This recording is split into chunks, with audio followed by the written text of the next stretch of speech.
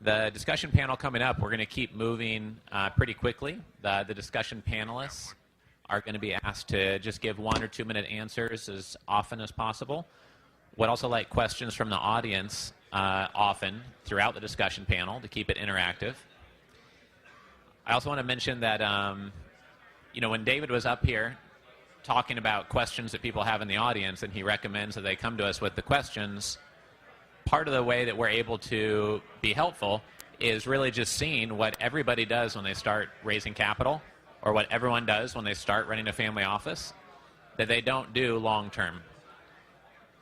And what I've found is that almost everyone who starts raising capital makes the same mistakes. Almost everyone starting a family office makes the same mistakes. So we try to share that knowledge through our events. If we can get everyone to quiet down now, we're going to have Andres take the microphone. Thank you if everyone could quiet down, and I'll hand it off to Andres now to get started on this discussion panel. Thank you. Thank you, Richard. Good morning, everyone. I hope everyone has had an excellent morning and a great commute over to our event. We seem to have a pretty full event. My name is Andres Ospina. I direct the Charter Membership Program here. If you could quickly raise your hand if you and I have actually been on the phone or have exchanged emails in the past. Go ahead. No chicken wings, guys. Don't be shy. We're all friends here. Great. So I definitely want to thank you for your time being here, for your time in the past in our conversations. I know that the biggest investment for you is the investment of time to be here. So we really hope to deliver on that. I'm your first panel moderator for today, and today's panel is going to be the Texas investor environment. How is the investor and the investment landscape in Texas changing, and what to expect next? So I always like to give my panelists some energy, so if we can please give a big round of applause to our first panel today.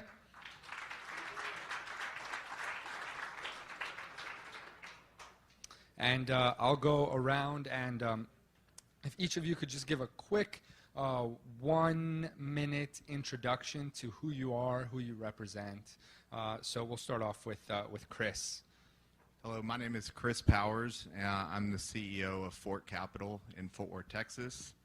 We are a real estate investment company focused on Class B industrial urban properties throughout DFW, Houston, El Paso, and San Antonio, so really all in Texas.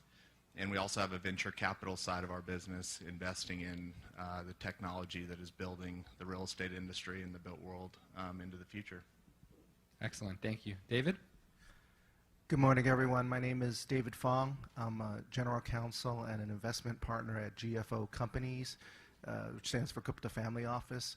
GFO Companies is a family office investment platform that's been around for about 40 years.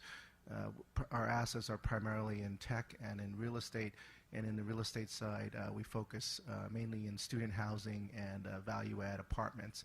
Our assets are located in the real estate side in western states, Texas, California, which is where we're based, Nevada, and Arizona. Great. Excellent. Thank you. Paul? Yeah, thank you. My name is Paul Watson, and I'm a native Texan. Whoop! Yeah. And my background is engineering, finance, and linguistics. I'm here today representing Climate Impact Capital. We were founded by Alex Rosenfeld, who used to run Shell Technology Ventures. Our focus is kind of the future of decarbonization, combining oil and gas with where we're going in this renewable energy revolution, and really looking to evolve into more of a decarbonized power utility space. Thank you. Great. Thank you, Paul. Matt. Good morning, everyone. Matthew Brown. I am the general partner and interim chief compliance officer, not by my choosing, at Energent LP, which is the investment manager for a series of funds, one of which is Energent Infrastructure Fund. We primarily invest our capital, which is about 98% based in Texas, into renewable energy infrastructure, alternative energy infrastructure. I believe later today we'll be filing our latest ADV, and we have about $3.6 billion under management. Great, thank you so much. So I asked for this a lot, so a round of applause for our panelists again after that introduction. I'll get you guys tired of clapping today. I have about 2 more panels to do, I promise. So, to start off with my first question is, since we are discussing the Texas investment environment, what do you feel is unique about the Texas market, and where does your day-to-day take you in regards to that? So I'll start off with Matthew. I'll give a very short answer on that. Having offices in New York, California, Hawaii, here in Texas, Texas is I would say, our premier office, our headquarters. And the reason being, we're 3 hours from each coast. We have everything we need here. And we've got we have 3 dynamic, well, more than 3, but primarily 3 dynamic cities here in Texas. You got Dallas, you got Fort Worth, and you got Austin. All 3 of them couldn't be more different than the other. The policy here in Texas has been very favorable for us, and it has been a great place for us to deploy our capital. Thank you, Paul. Yep. Texas is unique for us, especially for those that are familiar with renewable energy, in that we have one ISO that covers 75 to 80% of our state, so it makes it very interesting in terms of that ISO that manages the electricity or transfer these photons back and forth to be right within the state. We don't have to cross different public utilities or state public utilities. So the investment environment within that stance is pretty interesting. Also, Texas is the energy capital. I grew up in Houston, and I remember I could not say renewable energy without getting my ass kicked. It was definitely a bad word. I would get tree hugger, all this negative stuff, and that's only 15 years ago. So it's been really unique in that a state that had such a strong position on it has really evolved to be the leader in wind generation, and a lot of opportunities with the dynamic our other panelists just mentioned. We have Austin that has this kind of techie scene, very software focused, very much in line with our digitalization of the industry, all the way to Houston, which has traditional oil and gas, and good old Dallas, which, being from Houston, we sometimes get along with Dallas. Right. Thank you. David? So I'm the out-of-state investor. We're from California, which is where we started the family office, and original assets were based. But I love Texas. I think Texas, the growth and the opportunities here are so much better, especially than California, especially with all the regulations and taxes we have to pay, and that's why we're here. We have a fair amount of apartments in the Dallas-Fort Worth and also in Arlington, and the student housing side. We have assets over at TCU, UT Arlington, and UT Austin. So, we're a big fan of Texas, especially with corporations coming here like Toyota and other groups. It's just to us, we see a great opportunity here, and that's why we're here. Great, thank you. We love Texas. We're very bullish on Texas. There might be a bias there just because we're here, but as we look around the United States at states that are offering the best business climate, the best bang for your buck, job growth, and really becoming what I believe will become one of the next tech hubs, with Austin leading that charge, all we are really focused on the major markets. We have oil and gas. We have DFW Airport. Is it going through? Yeah. Okay. We have the ports. We have border trade. We have great climate, very friendly state, and good politics at the government level, and so just a very business-friendly environment. And I think I read a stat the other day that in the next 15 years we'll have 4 more cities that currently are not over 1 million, with over 1 million people in the state of Texas. Excellent, thank you. So I've definitely heard a lot about the recent growth in Texas and why it's such a good place to invest in. And in terms of the politics, the county regulations, permitting challenges, you mentioned, David, how California can be a lot more challenging in that regard. Where do you feel here those things actually benefit you, or even create maybe some hurdles that you? Well, definitely on the regulatory side, zoning is, I'll give you a very specific example, actually. So we have a property at University of Texas Arlington, and one of the things we did when we bought it was the ground floor was retail space. and it had never worked as retail. But when the developer built it 10 years ago, the city required him, they wanted this kind of mixed-use retail. And so he did the minimum amount of retail space that he could, but it never worked. And so for the last 10 years, they tried all sorts of tenants, and it was always vacant. So one of our strategies was, hey, let's convert that back into what its best use was, which is really to lease it to students and convert it into residential. So we had to go and we got a zoning change. And took us, with some local experts, former planning commission people, that kind of stuff, took us about 6 months to get done. Now that would have been like over 2 years in California, and I would have had to go to public hearings, and you get yelled at tree hugger. There's all sorts of words people describe developers, and so it's that kind of environment that we love about Texas. Excellent. And Paul, could you elaborate a little bit on that in terms of the renewable energy space and how maybe regulations have changed, what has allowed it to become maybe a little simpler and create some momentum here in Texas? Yeah, for sure. I'll try to keep it short because, especially in the power and utility sector, there are a lot of different variations between California and Texas, for example, to the tune of 25 to 30 cents per kilowatt hour, 20 to 30 cents per kilowatt hour, versus what I pay, 8 to 10 cents. Now, not only in addition to what you pay, the way that utilities interact within Texas as a market versus, say, California. We'll just continue with that, and I'm not picking on California. We have a lot of stuff going on there. But we have deregulated areas, which allow the price to reach very, very close to transmission and distribution prices. We have regulated areas within Texas. Some of the things that we see in California is playing with net metering, which a lot of end consumers, from residents to commercial and industrial, are not too happy about toying with this, but they do it in some of the other states. So the regulations around that, the fact that we do have deregulated markets and regulated markets for the exchange of these power and utilities makes it a really unique environment for us. And, we kind of like playing in this area because we do have ERCOT, which is one grid. We don't do a lot of selling of our electricity outside of the grid, so we need to think of very innovative ways to maintain this electricity, to store this electricity, to create resiliency within our grid. So I'll stop there, but definitely unique challenges.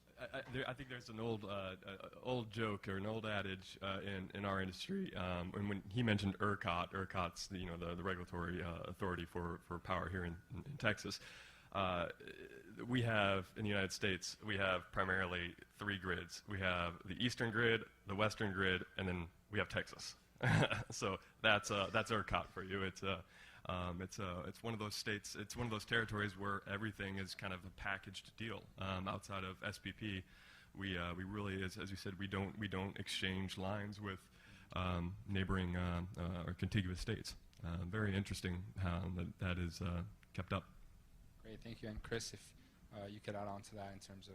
Can you please Yeah, no problem at all. So how do you feel like local politics, county regulations, permitting, create opportunity for you here in Texas, and also possibly some challenges for you here in Texas?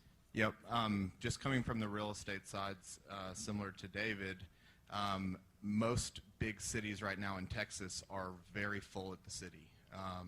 They have permit upon permit submitted.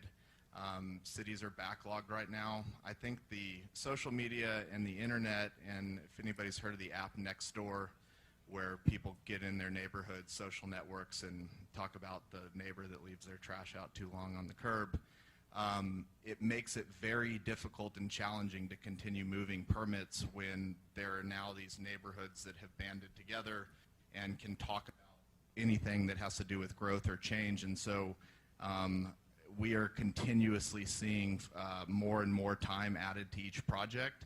But to counter that, you're starting to see a lot of the major cities offer ability to pay an additional fee, a $5,000 to $10,000 fee, to basically expedite your permit through the city, which is a revenue generator. We're certainly taking advantage of that. But urban development is becoming very, very tough, I think not just in Texas, but all over the country. Great, thank you.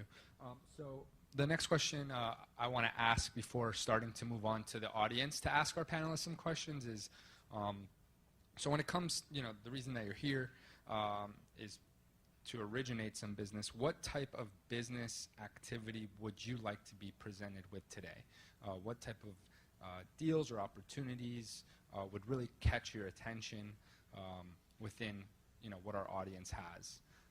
So we'll start with Chris again. Pretty much 3 Class B industrial.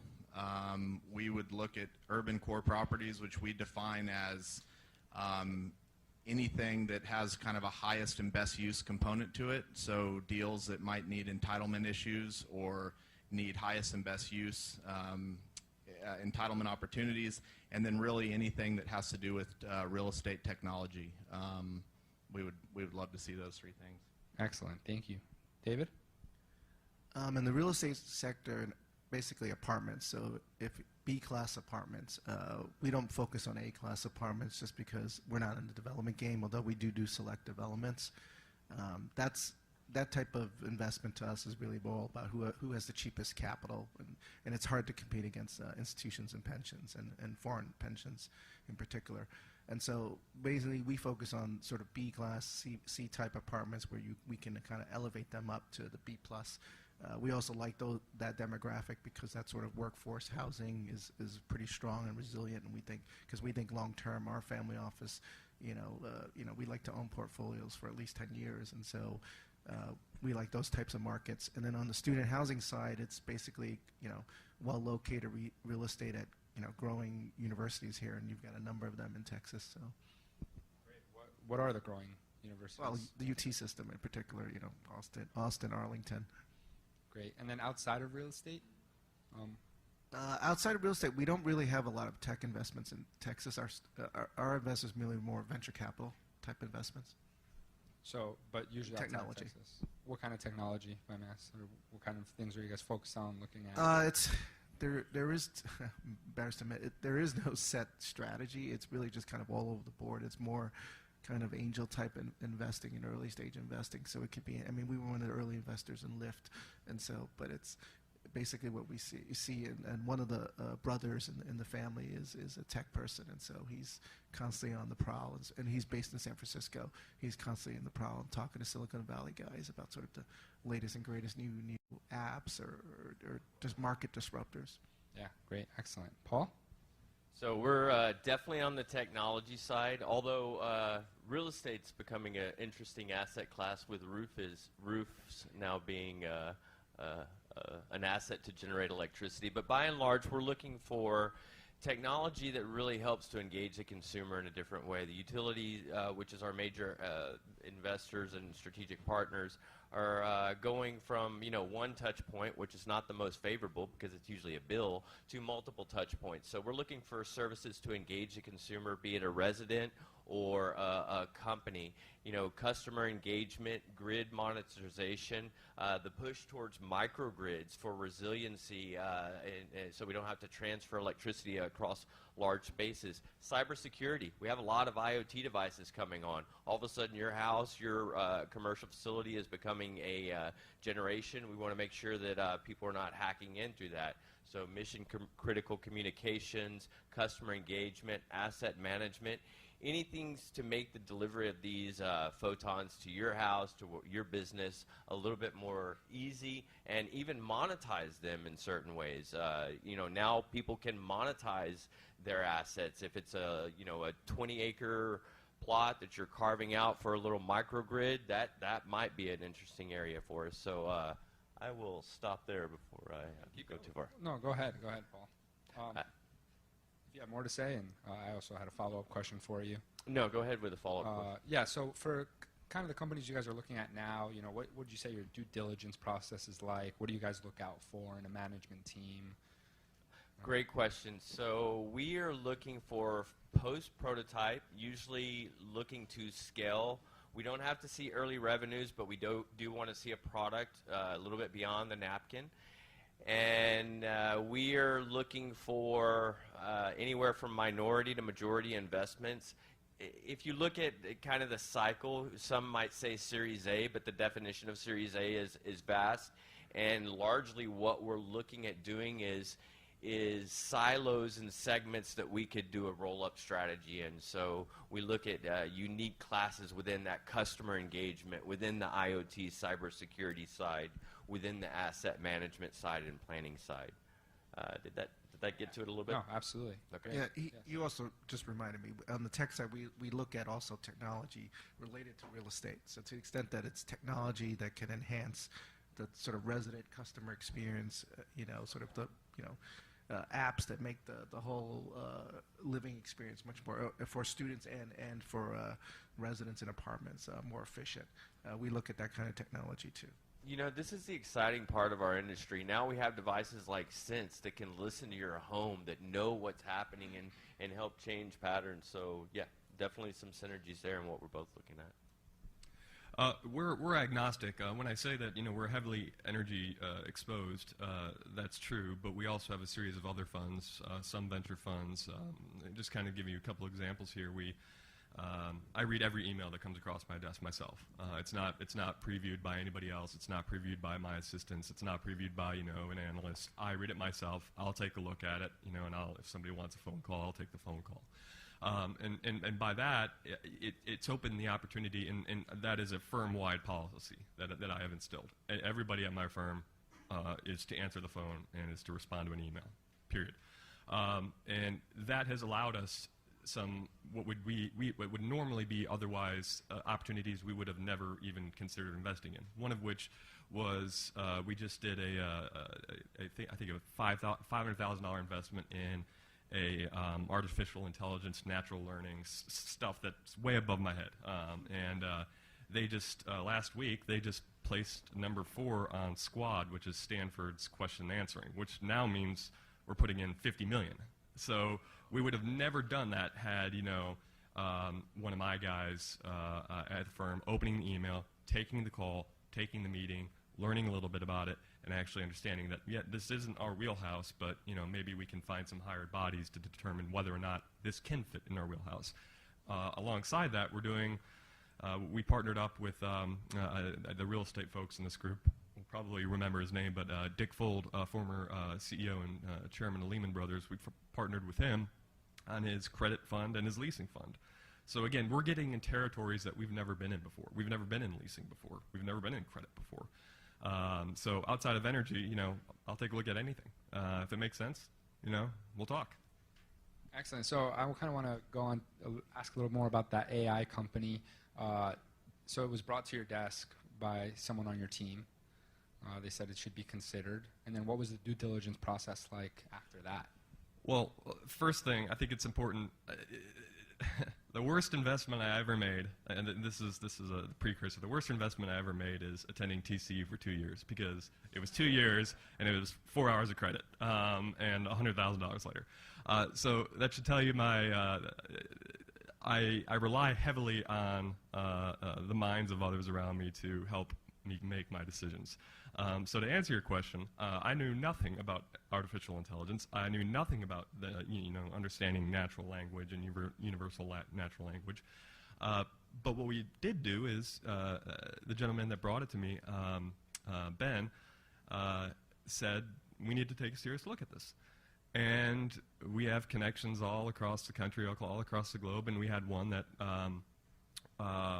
runs part of Caltech's laboratory, their intelligence laboratory, and brought it to him and had him vet it out, and literally within 15 days we had an agreement.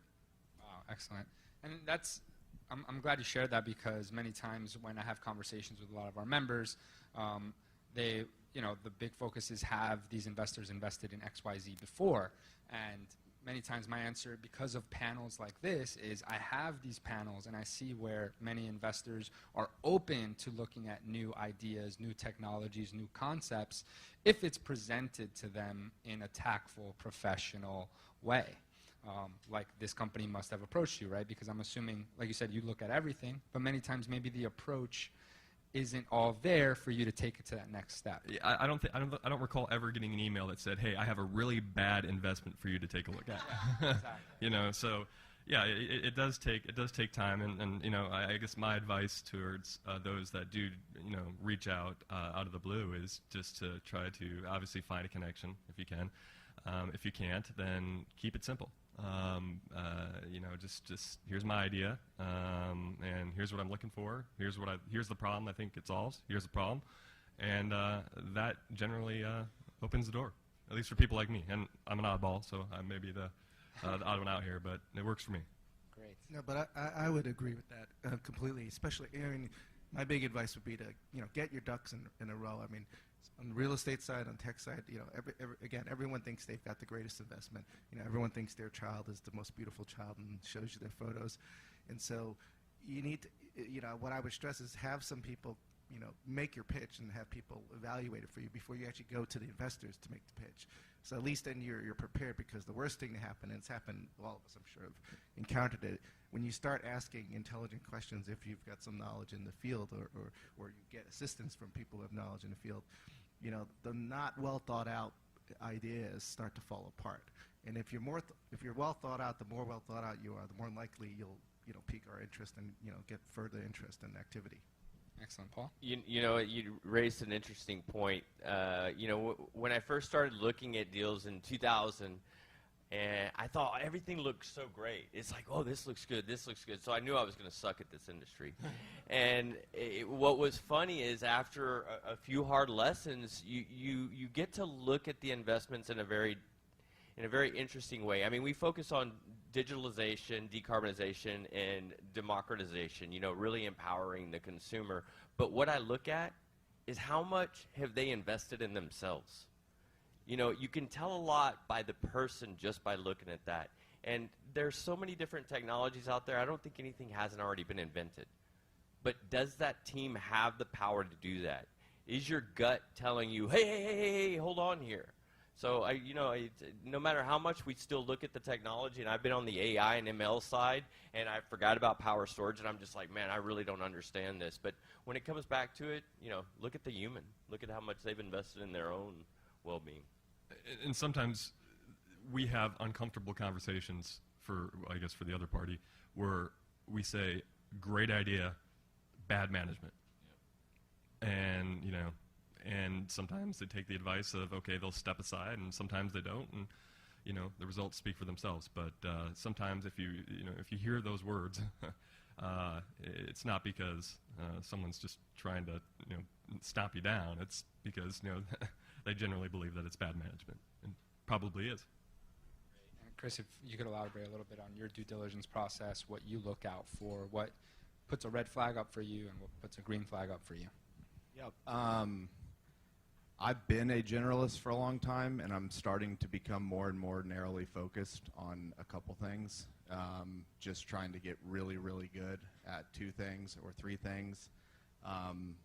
And I would just say, and I tell my team this all the time, if you're going to be in the investment world and your goal is to go 100 for 100, chances are, well, 1, that will never happen, but 2, you will learn a lot more from the ones that you fail on than the ones that you succeed on. And so while I think being a generalist has made me a little more focused, and it continues to teach you something all the time, I don't know if that means I will focus on the same 2 things for the rest of my life, but I really am cognizant of trying to keep maybe 2, 3 max kind of big themes in my head, and just get as good as I can at those, meet all the right people in those fields, and have our team kind of have a North Star that they know what they're marching towards.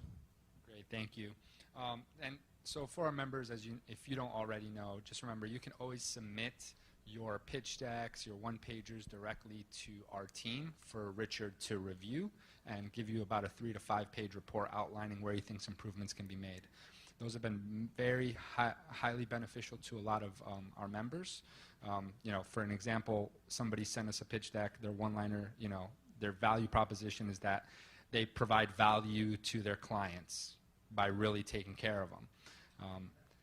And so every company's position should be to provide value. So it's not so unique. So it's really working on developing, you know, what makes you different, once again, what problem are you solving, and how are you solving it more efficiently than all your competitors raising capital around you. So I think I have time for one or two questions maybe from our audience. So does anybody have a question they'd like to ask one of our panelists? Right here in the front, Jock.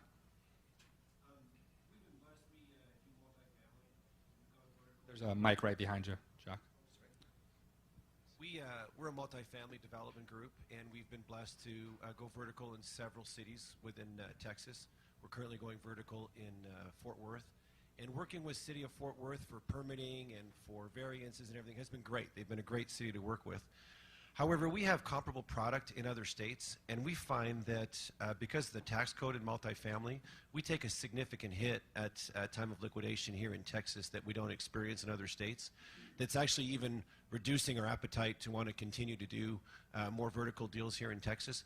What do you know about the state's awareness of their negative impact on taxes on multifamily developers, and are we missing something, or is it we have a comparable deal to the one we're building here on the Trinity River in Florida, in Navarre, Florida, and same product, about the same level of investment, and it's about a 25% hit difference on our liquidation in Texas as it is in Florida. So we're wondering, are we missing something? Is there something that you guys know that we don't know, or is it that's just the way it is in Texas?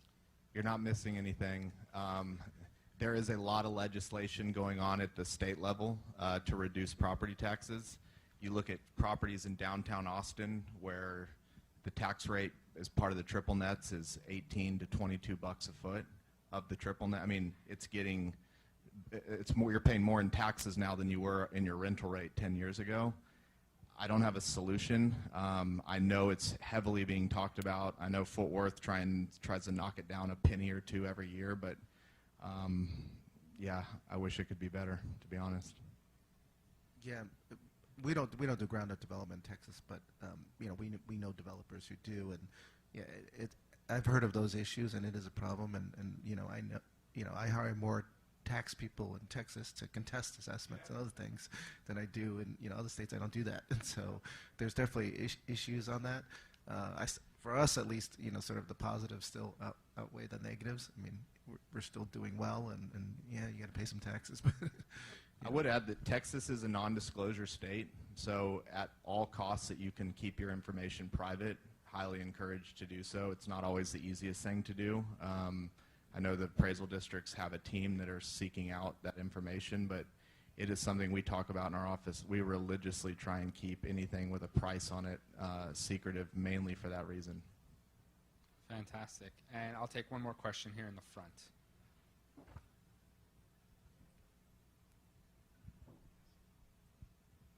I just want a little more clarification. So are you speaking solely to property taxes? Yes. Property taxes? There's no other multifamily problem that you guys see to take a hit on other than property tax? Correct. All right. So I did want to get another question maybe on the technology or renewable energy side, but our time is now cut short. So I will be walking my panelists all the way to the breakout room. If you guys can wait to hold your conversations until we actually get all the way to the back room. But other than that, guys, I want to give one more round of applause to our panelists. Thank you so much for the great insight. And I'll bring back